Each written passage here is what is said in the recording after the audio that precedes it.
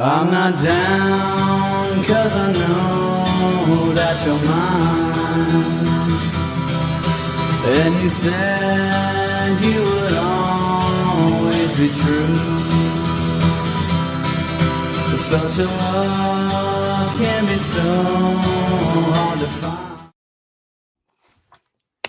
If you just do it, it'll turn out okay, even if you have to change topics 3 times. Now you saw that new little thing that my friend Brad made me. This is episode 297, so we have 3 more episodes to go till we finally reach the 300th legend. We've been on this air that long, 300 episodes. But I'd like to introduce a longtime guest. Been a while, but he's back to spread his knowledge. Tony Reed. Howdy, everybody. I'm Tony. I have a show on YouTube called How Creationism Taught Me Real Science, and I also have a more recent thing called Read Between the Lines because I'm so clever in my nomenclature. But yeah, it's good. It's good to be here. I guess we're going to be talking about how my particular approach to scientific apologetics, I guess. Yeah.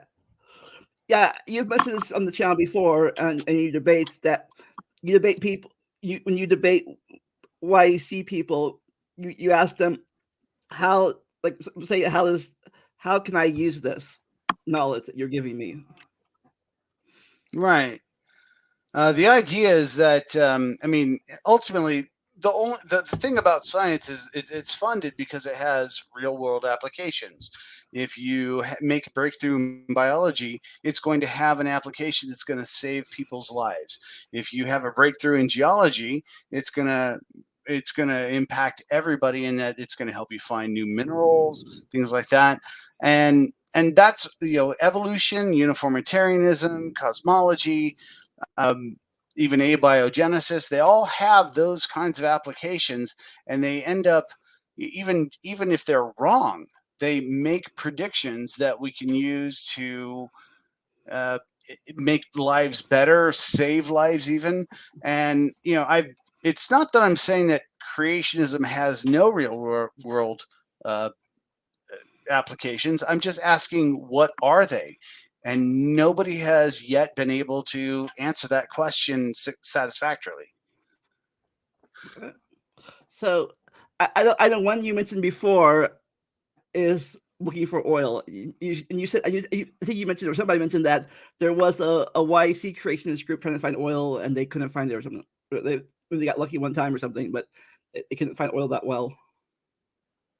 I'm not sure of any YEC group that has tried to find oil with any particular model. I do know that Stefan, I'm sorry, his name is escaping, but also Walt Brown, and another. I wish I could remember his name. I think he's Swedish. That both have models on how salt domes could appear. It was RJ says it was Zion oil. Zion oil. I'm not sure who that is, but I'm thinking Steph Iremazon or something like that. I wish I could remember his name. I'm sorry. He put together a model that it works. I mean, when you look at it, it makes all kinds of sense. The problem is, when you're looking for oil, when you're looking for a salt dome, when you want to find one, which model do you use? And as far as I know, no oil oil vein, nothing has been discovered by using one of those models. However, as I discussed in a couple of my presentations now, back in the 1920s, a gentleman by the name of Émile Argand used the assumption of plate tectonics to predict, because we always see salt domes at the edge of plates as wherever they're going across, whatever direction they're going, we see uh, salt domes along the edge. Well, the theory that India had once collided with Asia has it gives you the insight that there must be, if that's true, if it is true that India is a continent that collided with Asia, then there must be salt domes entrapping petroleum under those under the mountains, which we now call the Himalayas, and So that is exactly what has been discovered over the last 80 years since. okay, so like plate tectonics stuff. Plate tectonics. I mean, the thing is, whether it's plate tectonics, whether it's biology, science makes predictions, and even if it's wrong, it makes predictions that are going to help you one way or another. So when I get into debates with creationists, it's not about, I try to keep it on what you can predict and what you can do. The debate always ends up going back to which is true, and in my debates, for my purposes, it doesn't matter which one is true. Even if evolution is completely wrong, even if creationism is 100% correct, evolution, uniformitarianism, abiogenesis, even the Big Bang Theory, they make predictions that we can use in the real world to actually do real things. And that's where the separation is. It's not that I have a problem. I mean, I obviously have my own personal issues with creationism, but I mean, if you're just talking science, only you don't get any productive nature out of creationism, and yet evolution, uniformitarianism, they are actually useful in our daily lives. So tell me about some of uh the phrases, right? Like you said you brought this up in debates. Like what were their responses to you told this to them? They Well, there's a number of different responses so far I've gotten, and the knee-jerk reaction is that I'm arguing for which one is true, and I get it because it's a loaded argument. This debate is loaded. I'm not arguing for which one is true. I don't care which one is true. I care which one we can use, and so that's the first one. That's the biggest one I have to overcome. The other ones are usually I get examples of creationists who actually did something scientifically, but they're never able to show how that particular creationist used the assumption of a creation event to make the prediction to lead to the discovery. When I talk about abiogenesis and I talk about how microspheres were developed, which are now the basis of a lot of the vaccines we have, including certain COVID vaccines, the development of microspheres came directly from the assumption that through abiogenesis, vesicles that could out of micro biomolecules would form spontaneously that could entrap living molecules. This is that's one of the things. It's helping everybody on a daily basis, unless you're an anti-vaxxer, in which case, I mean, that you'll take a little bit more convincing, but it is making a difference. The difference I'm going over is the application, not whether or not it's true. The other responses I get, usually I get that. I also get certain things that, like, for example, the scientific method, how the scientific method was developed by a creationist, and whether or not Francis Bacon was a creationist. The fact of the matter is, one of the things he saw as distracting from scientific accuracy was belief in religion, any kind of religious belief. So he came up with a group of things, 4 different things that he called idols of the mind, and one of them was idols of the tribe, which would include religion in that case. And so the idea of the scientific method was to strip away any biases, whether they be your personal things, your religious beliefs. Just Right. strip them away, and let's just see where the evidence goes. Right. Um, Okay, real go fast. ahead. A few things there. I want to get out before you go on. Stop me What? whenever you want to. Sorry. Okay. Well, one, this Monday, I'm finally getting my booster shot after forever trying to find a place to give it in my area. Two, Francis Bacon. That name sounds familiar. Okay. When do you know when he was around? I believe around the 1500s, but I mean, I don't have my notes in front of me. Well, then He maybe. is. Well, Go ahead. you said he might be a creationist, might not be. Well, kind of before evolution, So I don't know if he was. So Well, to be fair, evolution has the idea of oh yeah, species true. changing over time has roots before that, but he may or may not have been a creationist, it doesn't matter in this case, Okay. because I'll Yeah. give you, as a creationist, I'll give you that he was a creationist.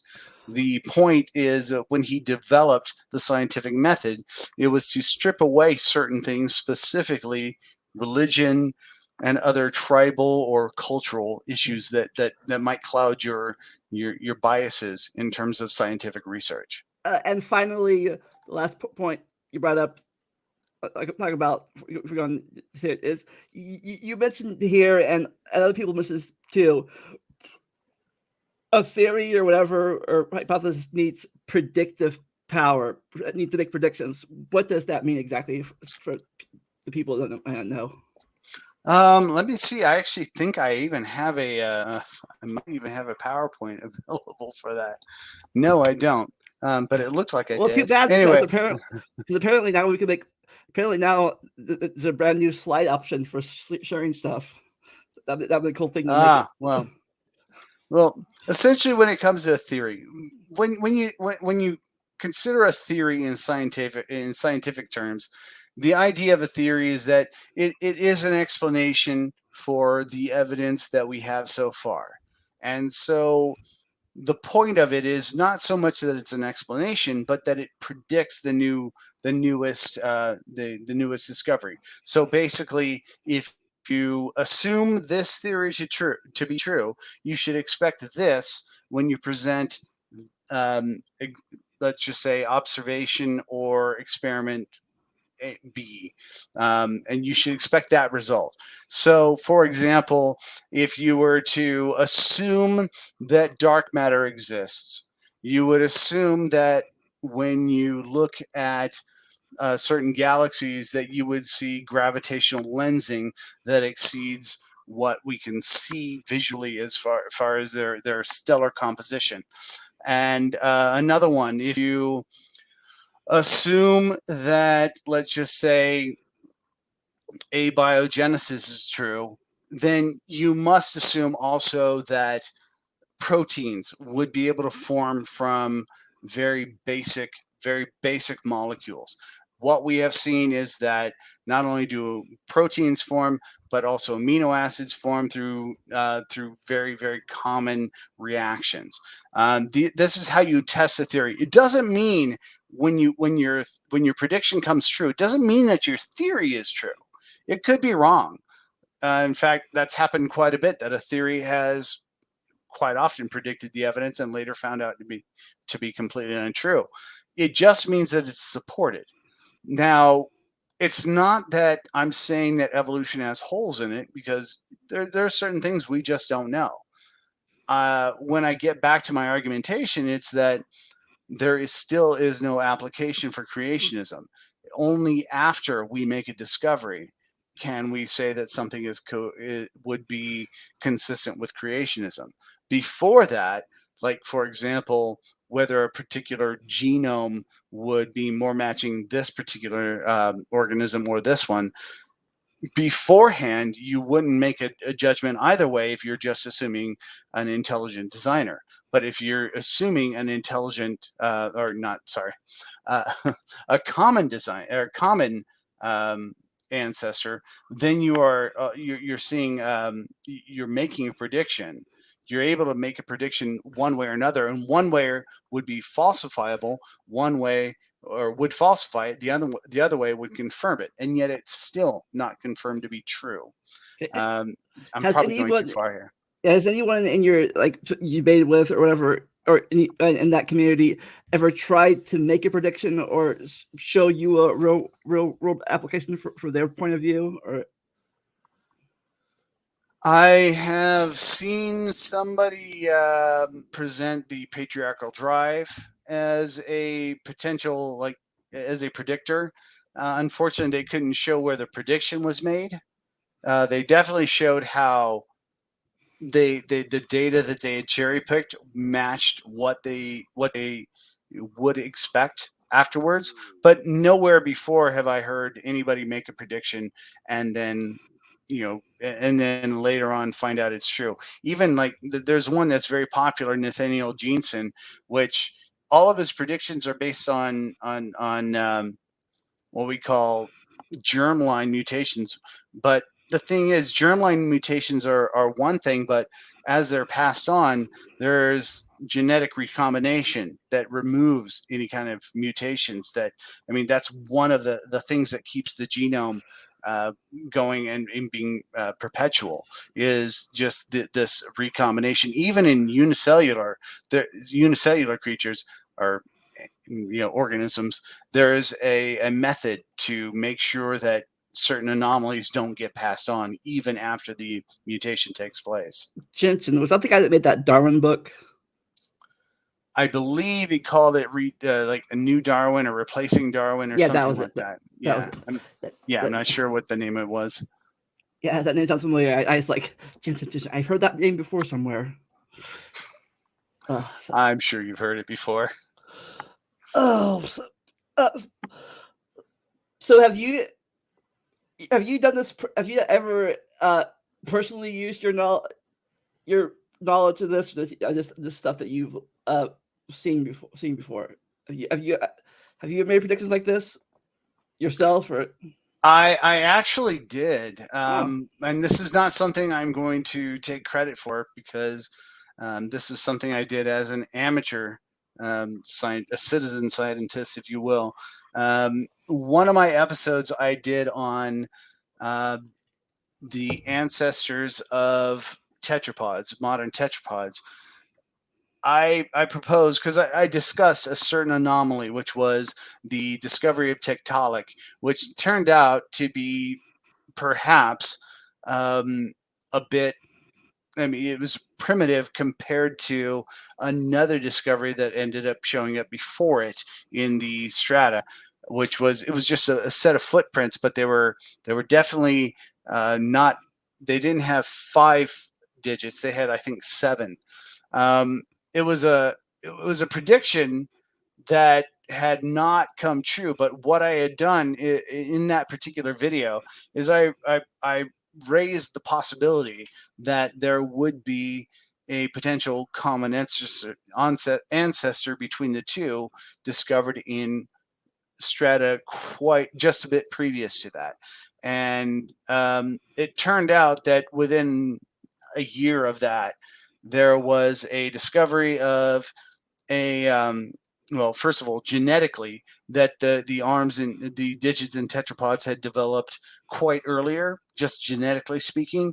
And then, of course, there was a fossil. But again, I don't take credit for it as a scientific prediction. It's just a really interesting curiosity. Yeah, I have a question about. I don't know if you know anything about this or not, but that got me thinking. You know how they say they found the footprints of the thing before the tectonic species was around? That's exactly what I'm talking about. Yeah, I mean, do they know that if those footprints were on land then, or were they footprints under the water that later raised up because of Earth moves above water later on?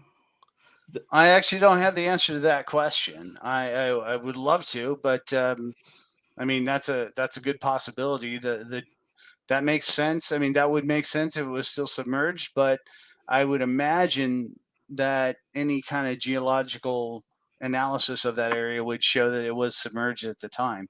I may be wrong, but that's, I mean, again, I'm not an actual paleontologist. Yeah, I know. I was just wondering about that, because one would make sense too, and the other one would be like that proves that we were on land a lot earlier than we originally thought. Other one means we were walking, of course, underwater, but we still had the digit footprints, and we weren't just the fin walking or the lobe fin walking. We were both ways, it could be nice to know, but ultimately it's still it still proves that we were around millions of years ago and not 6,000 years ago. Well, yeah, you're right. That's actually something that was already stated in the literature way ahead of time, is that it's very likely we were using our ancestors were using their digits to wade through submerged vegetation. This is long before the discovery of the footprints you're talking about. So you may be right. You could very well be right. So have you ever, you're talking about you got right. Have you ever got a prediction that you thought wrong before? A predictive premise wrong? A prediction I've gotten. Well, I haven't had the audacity to make a lot of predictions. Okay. I will tell you this, that when I was a little kid, my mom was talking to me about dinosaurs. And when we were discussing that, she said they had scales like reptiles. I was like, oh, really? How do they know? She's like, because they were reptiles. I'm like, how do they know that? And at some point in time, because I'm a little kid, I'm going to ask these dumbass questions. Turned out she brought to light the idea that all we had was fossils, their bones. And I said, so how do they know they have scales? And she said, because they're scientists. I said, well, how do they know they didn't have feathers?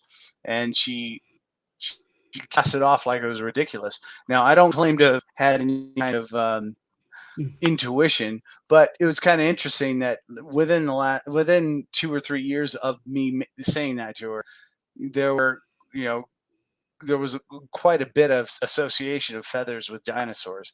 So, predictions is one thing, but where I get back, and I hate to go back to my subject though, is it's not so much that you made the prediction. Subject. What? It's that you test the prediction.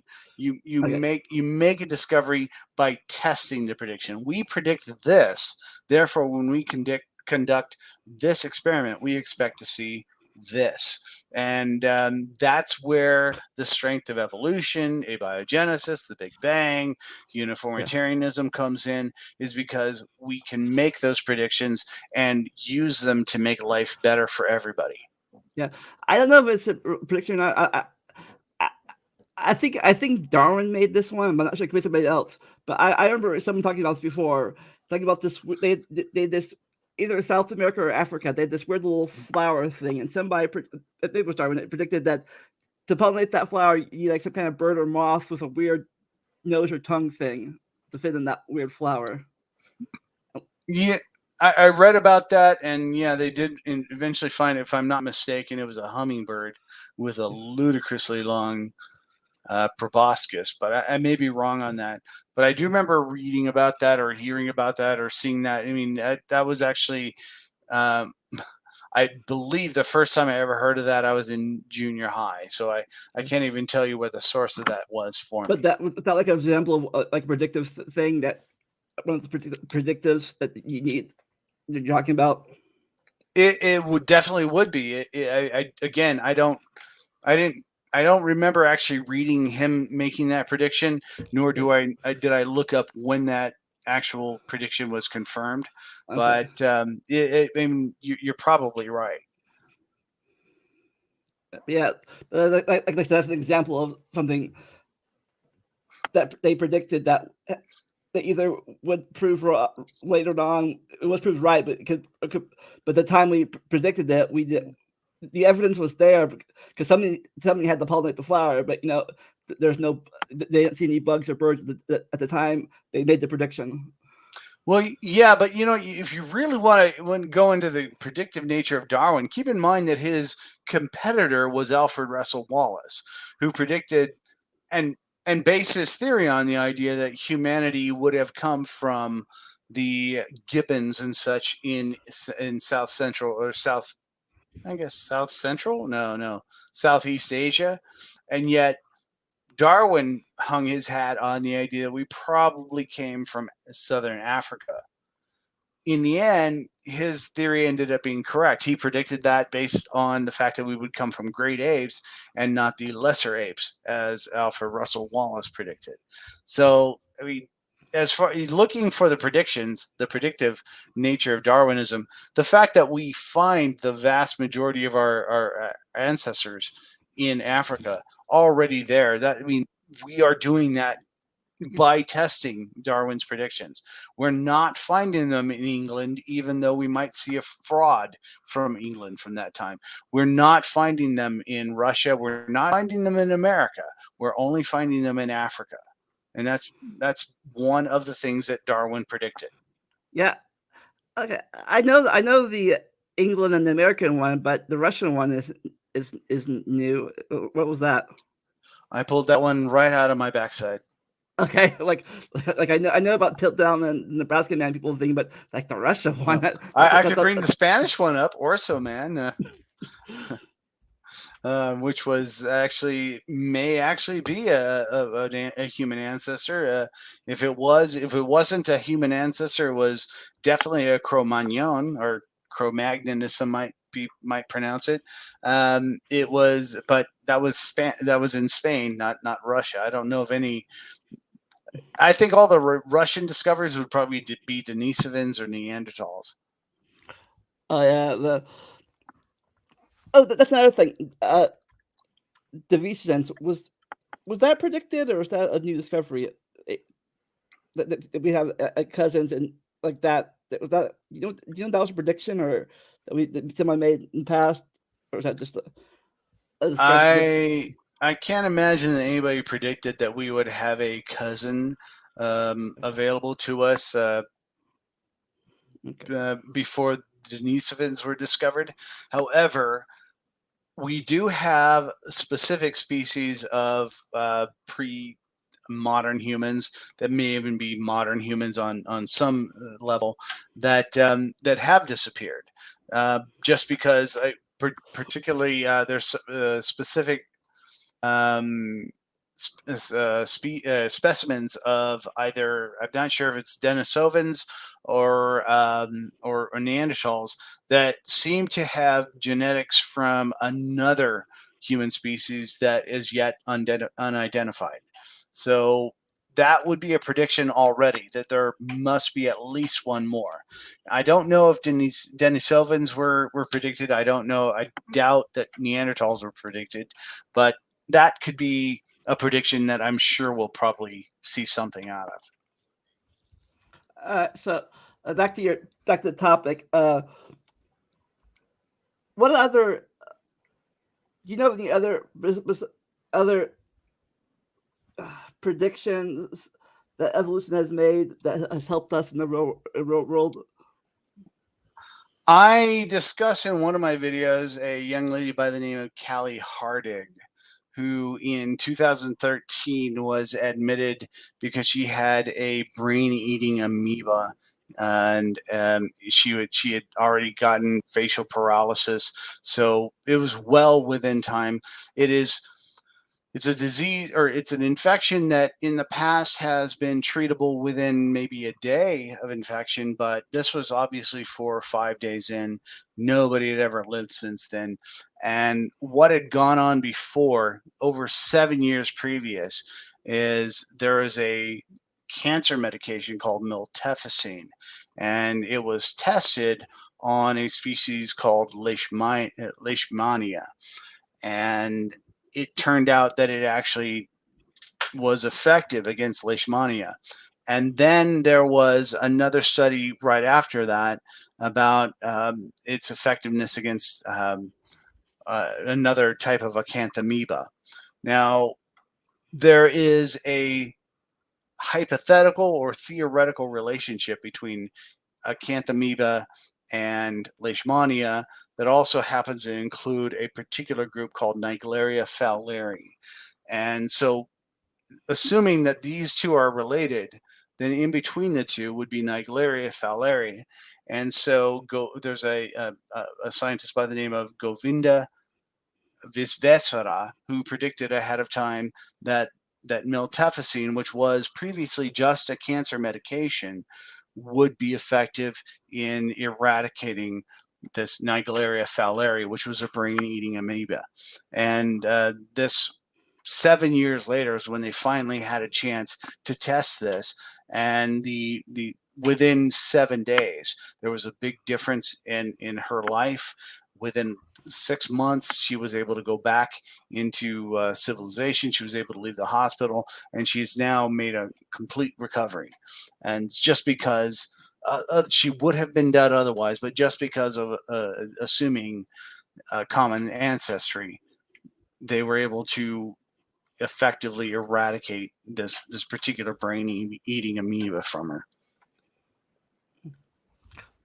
That's awesome. It's true and all. That sounds like something out of a horror movie. Amoeba eating brains. Even though it's unfortunately that's so true. They exist. It's just unfortunate, but I mean, it's been tested a few more times since. There's been a number of people that have seen the results of it, but the one that got into the news was this young lady by the name of Callie Hardig, and I don't even know if she wants her name known, but I hope she's okay with it. I've tried to reach out to her, but you know, she's a bit younger than me, obviously. So who knows? And back to that, could they predict where that would come from, or was that just a random coincidence? Could they predict where people could they predict where people could get those brainy amoebas if they got them, or is it random anywhere? Well, I think they could predict where Naegleria fowleri is most likely to be found, because it's usually found in particularly nasty conditions where you have a lot of animal waste, and that's your drinking water source. So I mean, it's not. I mean, there's a lot that contributes to that, but it does seem to be that there's a contaminatory element to Naegleria. But again, I'm not an expert on that. Yeah, but that does, from what I've read, that seems to be the common trait. But like I said, yeah, I had that you were, but I think again something you get from like something from, I guess, from past incidents that they can predict where it could happen again, maybe if it happens again. Anything. I don't know if that'll but anything. Well, I don't know if that'll come from common descent, but yeah, probably there would be geographical evaluations that they could make, or basically social. Like if there's certain groups that might interact a lot, but I don't see them making a prediction that it's going to break out in America or anything like that, unless somebody gets infected by it and comes to America. But usually within a day, you start seeing symptoms. So I don't see it. I don't see it spreading too fast. Now you mentioned back to the geology and stuff. You mentioned geology and stuff, even though geology has nothing to do with evolution, even though sometimes they wrap them together. What are we talked about the floods a lot of times here too. Is there any predictions that if people made it, you heard on either side that of geology, was that a prediction, or was that a prediction that the layers were laid down, through time instead of all at one time? Well, what I've seen, that's the assumption though, isn't it? That they're all laid down at one time. That's really the assumption. And so asking for the prediction, that's really where it doesn't happen. I mean, what you will say is, like, I've actually seen Ken Hovind say, well, I predict that we'll see strata deposited in layers. Well, it's easy to make a prediction decades after it's already been discovered, or even in this case, centuries. So, the thing is, I mean, it seems to be that the vast majority of the evidence for creationism that we see as predictions is stuff that only after it's been discovered do we see that it's been predicted by the creationist by the creationist model. There's never anybody who ever took a creationist point of view to make a prediction based on the assumption of a 6-day creation event 6,000 years ago to predict a cure for a brain-eating amoeba. That has never happened. Nobody's ever done the same thing. Nobody's ever taken the assumption of a worldwide flood to predict where we'll find oil, or where we'll find salt, or where we'll find gold, or even coal. So I guess that's the thing. No, that's actually the question. The question is, what can you do with creationism? Because if you can predict where we'll find oil, if you can predict where we'll find any other mineral, we now suddenly have a way we can profit off of what you can do. What if you can make that prediction? Now you all of a sudden have a job, because geologists would love to. I mean, any company that's looking for oil, they would love to use you if you can use your model of a flood to predict where to find oil. So, like saying, if flood is true, then oil should be found here and gold should be found here, because flood does this. It doesn't necessarily have to be those two things, but yes, that's exactly right. Something. It doesn't matter what it is. Predict something. Find a way to use your model to predict something, and then go out and find it. That's why, I mean, a lot of creationists complained about the funding that evolution gets, which is mostly from private industry. It's not from the government. The vast majority of funding for evolutionary evolution investigation and studies comes from private companies. And the reason why is because they can profit off of the real world applications of what you can do. I don't even have to go too much further than discussing the oil industry. If you can figure out where oil is before we have to dig and spend all that money to drill, you've got a job, because you're going to save us a lot of money and make us a lot of money. It's that simple. So you said you only had an hour, so Q&A. Anybody, Eddie, James, Ogre, anybody have any questions for Tony here about predictive powers or real life applications of stuff you can use? Any questions for him?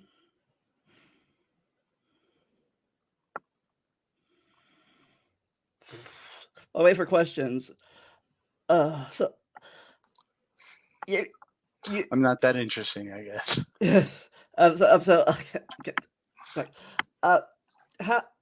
How's your are you searching for a new topic for your channel, or are you on hiatus right now?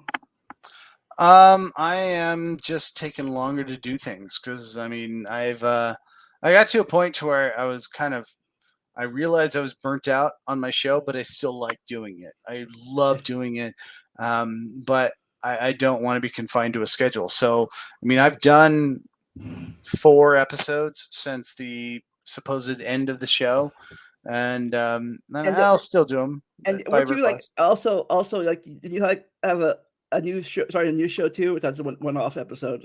No, that is actually it's a show called Read Between the Lines. I had gonna go for it, make some graphics for it, which was kind of cool, because I don't tend to put. My biggest issue in life is I don't like to. I'm a control freak, and so I let him go ahead and do that, because I trust his work.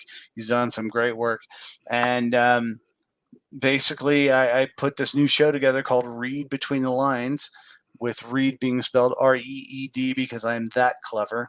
And basically, every week, every time I do an episode, it's going to be about something that's divisive. The first episode wasn't too big of a deal, wasn't big of a stretch. It was about creationism and science. And it basically explains how science is, or how creationism isn't science because you can't do anything with it.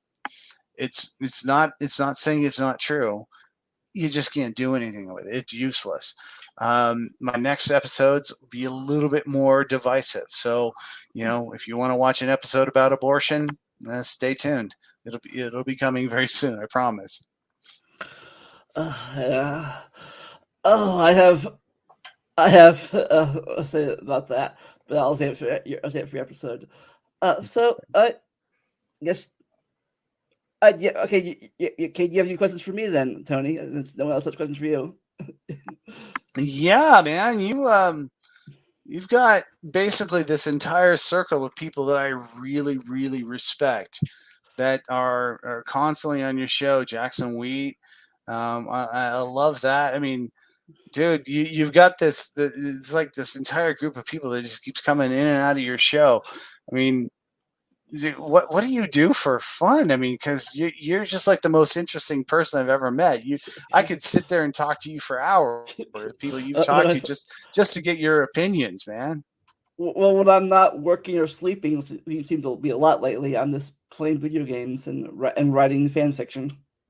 And when it's hot, when it's warm enough, but not sun. When it's warm enough, but not sunburn in 2 seconds warm, I ride my bike. Well, I'm a big video game guy too, but I'm really bad at them. So I play. Yeah, so am I. It took me a long time to get through Grand Theft Auto 5. But my wife and I have discovered that we really, really like the games that have plots. They're more about stories, like Beyond Two Souls or Detroit Become Human. Enjoying those kinds of games. Even The Wolf Among Us, the Telltale games, they're all story based. They're really easy.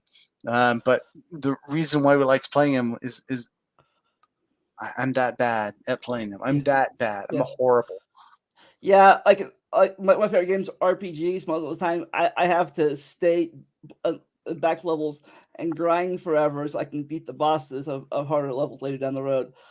I may be 5 levels over recommended thing about being that boss. But I think the most RPG game I'm playing right now is probably Assassin's Creed Rogue, and I don't know. I'm not that much into it. It's not doing it for me. Yes, my favorite series of all time is Kingdom Hearts. I love that series. Disney, Final Fantasy, smashed together in a blender. Definitely like that. I would like to play that, but I'm more of a PC gamer. So what can I do? Well, technically, they came out on PC now. In the last year, those games are on PC now. Really? Okay, I'll look into it. Yeah, but very recently, I've been getting into visual novel games. Okay, so like the Complex and stuff. Maybe I don't know. The games I play right now is Danganronpa, a murder mystery, Phoenix Wright, trial things, and Steins Gate. Time traveling through a microwave, using a microwave. Okay, well, I'm going to be watching this episode of this show later because I'm going to write those down and watch them or play them because we definitely are those available on Steam by any chance? Danganronpa is the Danganronpa series is on Steam. Okay, yeah, we're definitely into those. But I don't give too many spoilers. But basically, in the first game, a teddy bear locks kids up in a high school, and the only way to escape is to kill your fellow student to escape and not get caught. Wow, that sounds a little harsh. Technically it's the first M-rated game I ever played, and I'm 40 now. And that's the first. Wow. Well, I mean, as far as the things I'm tackling these days, I will say this: I'm really shocked when I talk to a lot of creationists. Getting back to my whole point, I'm really shocked that when I bring up the idea of real world application, that they the debate cannot stay there. I talk to a lot of creationists about this, and it's always comes back to what is true, or you're advocating for evolution and I'm not. I mean ultimately I definitely favor evolution, but the my argumentation is specifically about real world application, because I'm more than happy to accept that I might be wrong on evolution, but it's still useful. We're And still saving that's another people's thing lives with it. I also listened before is again I like to say our side, their side, is what we're doing, but it's when you can admit that your prediction was wrong. Like I was wrong, this was wrong, so let's go on something else.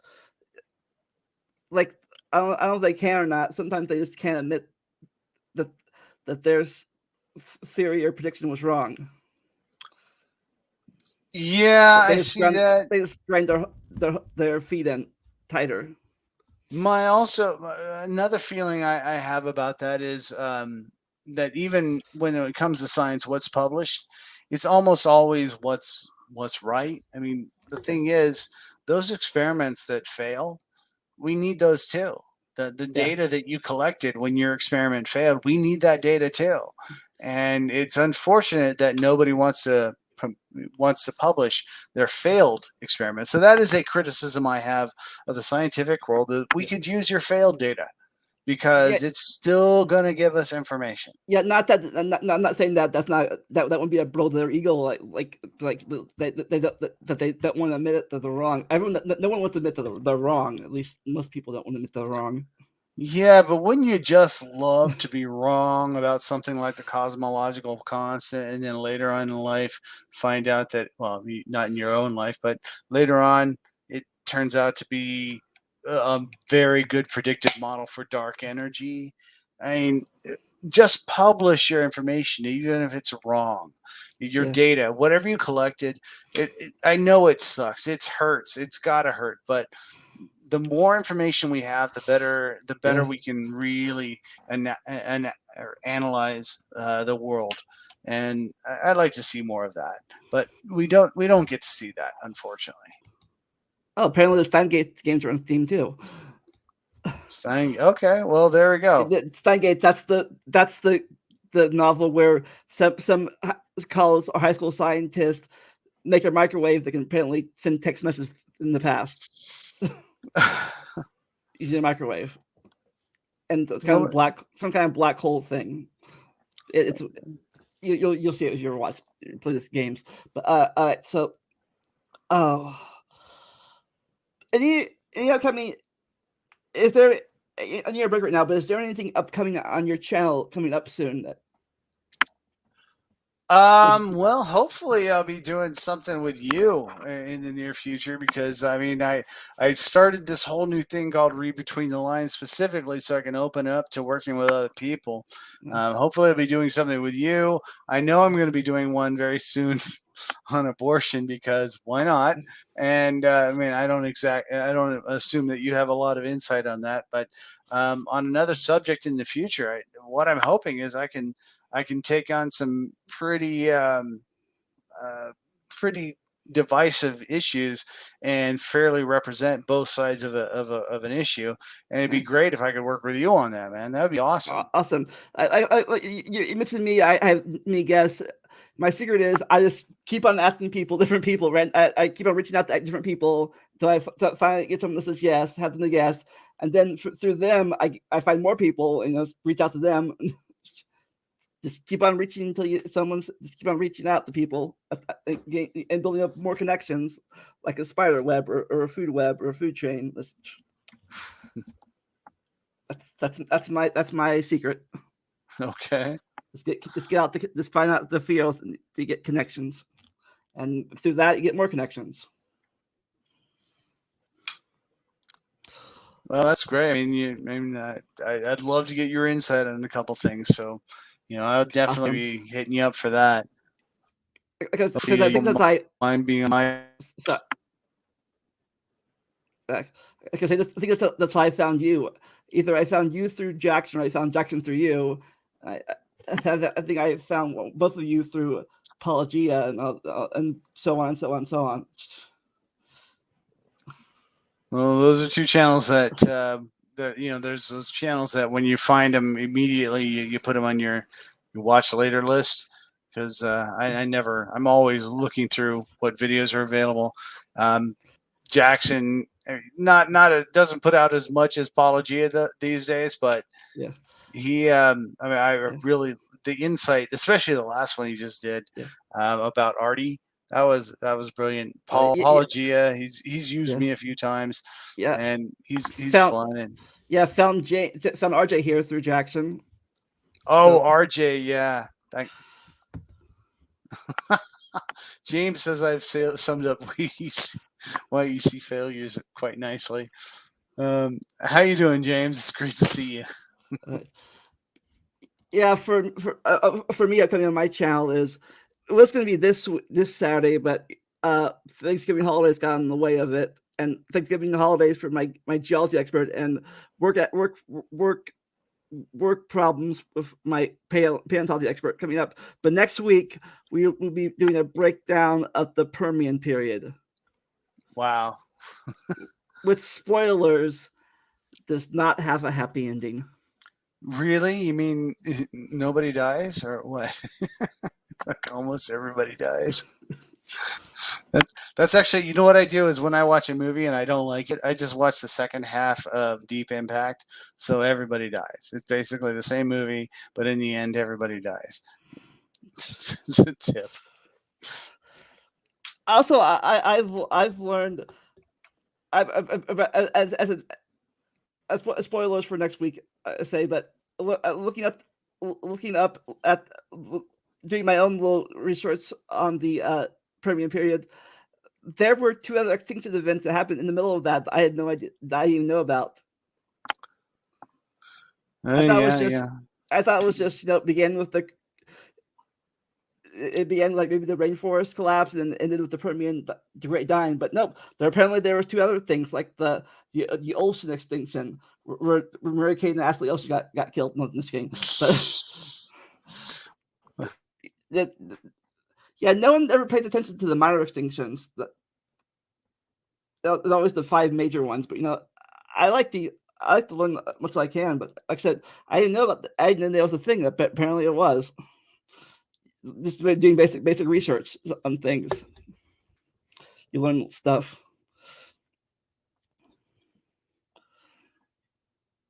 You're muted again.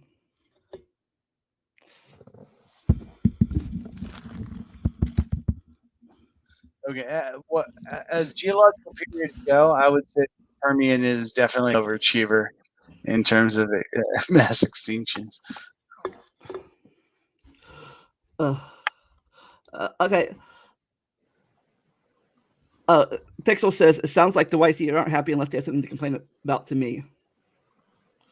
I guess so. I mean, that's basically what it is. I mean, basically, they wait around for secular science to make a new discovery, and then try to claim that they would have predicted it all along. That's kind of that's what I see over and over again. And of course, I mean, that lends itself easily to complaining. Oh, we predicted that all long ago. No, you didn't. Okay, but be like, then where's your records that you did? Exactly. It's kind of thing. I like doing politics that much, but it's kind of like opposite politics, where they said people say I never said that, and there's a video record, there's a video tape of you saying that thing like almost a week ago. Well, the difference is even with scientists, though, you can say, well, I said this, and here's my research to show me that I was wrong, and now I'm changing my mind. With politics, it's a little bit more sticky because now once you change your mind, all of a sudden you're a flip flopper, as if that's a bad thing. When you change your mind in the sight of good evidence, you should. I mean, that should be commendable. Um, I don't want to tout our current president too much because I don't want to make it political. But when Obama was president, he's the one that went to the public and started talking about gay rights. And, you know, that was a big deal at the time. But he had the balls to do it. And even Obama, who was fairly progressive, had to go along with him on that. That, oh, yeah, we're going to be okay with, we're going to make sure that, we actually we actually give a damn about gay marriage and things like that. That's how politics works, though. Yeah. But at the time, people were arguing that he was flip flopping, and I was like, no, he's basically said he's got a different point of view. And then even Obama said, well, I have a problem. I had a problem with this, but I've learned this. I do think he flip flopped, but the point is, in politics, you can't change your mind. If you could change your mind, if you do change your mind, they think it's a weakness. But the reality is, yeah, go ahead. Sorry. I think there's between flip flopping being as in the hypocritical thing, and flip flopping as in you've learned some stuff that you didn't know before. And you're like, oh, I did not know that. So that has changed my opinion on this. Like, that is exactly right. I mean, the thing is, it's not so much that you change your mind; it's why did you change your mind? Because all of us. Here's the thing: I always ask people: are you the same person you were 10 years ago? I'm not. I'm not the same person I was 10 years ago, and the person I was 20 years ago, I don't even want to associate with. So, the changing your mind on things, that's never such an issue to me, and I think that's something as you know, every 20th episode of my show for the first 5 seasons, I went out of my way to make sure that I acknowledged every time I was shown that I was wrong. Every 20th episode, I would put up an episode saying, "Look, here's where I got wrong. Here's who corrected me, and thank that guy. And by all means, go and visit him when you get a chance." It should be it should be an atmosphere where we're okay with admitting we're wrong and admitting that we found a better way. And politics, unfortunately, it's not always about intellectual pursuits, is it? It's about getting the vote. Yeah. Even if you don't agree with that person, like if they'll cast the vote for you, like, yes, I agree, I am behind you 100%. They go over there, but I'm really behind you. Wink, wink, nudge, nudge. Yeah. You. And again, this is why I can come right back to my entire point of view, and I think it's the easiest way to do this. Is what can you do? And when it comes to science, that's a very clear-cut thing. What can you do with this? And as I think I was telling you before the show, that's the thing about creationism is it's very easy to understand. So easy to understand that you really don't need to know anything about any sciences, none of them, to be able to understand creationism and be able to answer creationist questions. The problem, so it's going to be very hard to defeat that point of view, which is why I'm pushing on the idea of real world applications. Yeah, because that's simple. And again, that's what I've mentioned before too. That even scientists that do have a belief in a deity, God, or whoever, or Zeus, or Ra, or whoever else, or Thor, they don't use that belief to make predictive powers. It's a separate issue for them. They put that on the side for saying for search for knowledge. Yeah, exactly. By the way, I want to tell you, hey, RJ, this would have been a much better show if you'd been on instead of me, man. Just letting you know that RJ is one of the people I hopefully I hope he's not still listening, but he's one of those people that there's no point in me being on a show because he knows his stuff. I gotta say, I'm impressed whenever he talks because I don't have anything to say. I just want to listen. Yeah. Oh, shucks. So I like to have at least 3 guests sometimes. So somebody can always be talking. Sometimes there's 2 guests, there's 1 guest. There's that awkward silence sometimes. Yeah, sorry about that. Yeah. Like I said, if you weren't on today, I was probably doing an episode about me making a theme song for my 300 episode. Anyways, like I said, coming to the 300 episode. So I hope you all check it out soon. And you said, you said you only had an hour to go. So I guess you can. Yeah. Hopefully we can get together more often. Even if you're just sitting there as a background decoration, I hope to have you on again. Decoration might be flattering, but okay. Yeah, definitely. I need to get out more. I'm just antisocial. I'm not the most sociable person in the world.